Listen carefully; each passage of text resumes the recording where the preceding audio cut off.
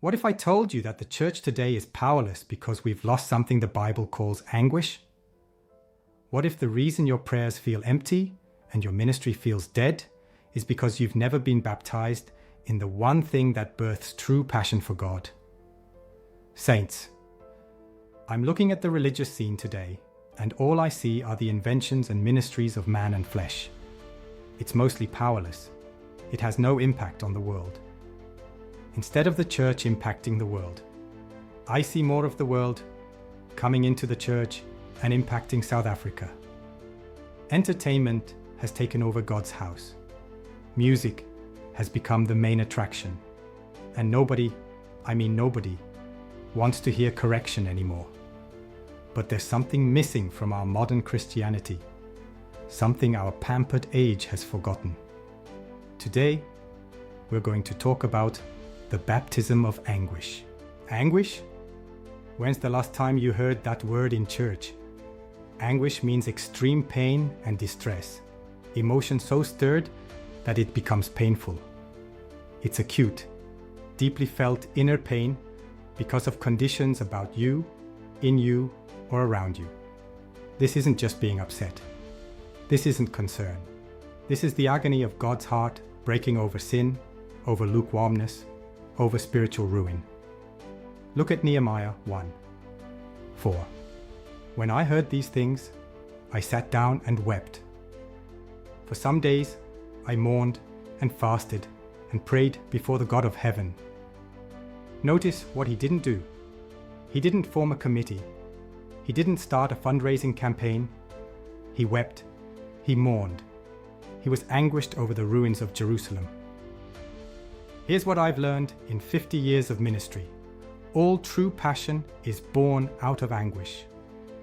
All genuine passion for Christ comes out of a baptism of anguish.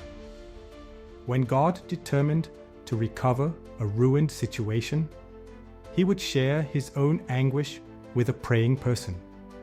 He would find someone who wouldn't just have a flash of emotion, some great sudden burst of concern that dies out, but someone willing to be broken. Nehemiah wasn't even a preacher.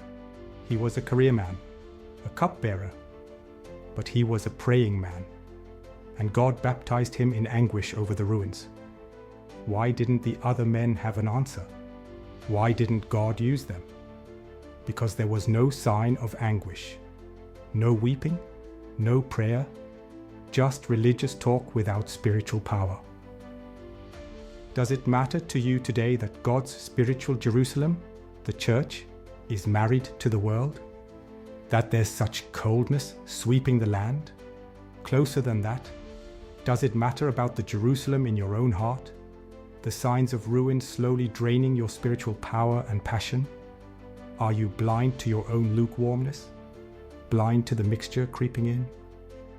Here's what the devil wants: to get the fight out of you, to kill your spiritual intensity so you won't labor in prayer anymore. You won't weep before God anymore. You can sit and watch television while your family goes to hell. Let me ask you, does what I just said convict you at all? There's a great difference between anguish and concern. Concern is taking an interest in something. But anguish drives you to your knees. I've learned this over decades of ministry. If it's not born in anguish, if it hasn't been birthed by the Holy Spirit, through seeing the ruin that drives you to your knees, it won't have lasting power. Where are the Sunday school teachers who weep over kids they know aren't hearing and are going to hell? A true prayer life begins at the place of anguish. When you set your heart to pray, God comes and starts sharing his heart with you. Your heart begins to cry out, "Oh God, your name is being blasphemed. The Holy Spirit is being mocked. Something has to be done." Our foundation is Nehemiah 1:4. When I heard these things, I sat down and wept. For some days I mourned and fasted and prayed before the God of heaven. The Hebrew word for mourned here is abal. It means to lament, to be in deep sorrow that leads to action. This wasn't just feeling bad. This was anguish that birthed intercession that brought restoration. It's getting late and it's getting serious. Don't tell me you're concerned when you're spending hours on the internet or watching television.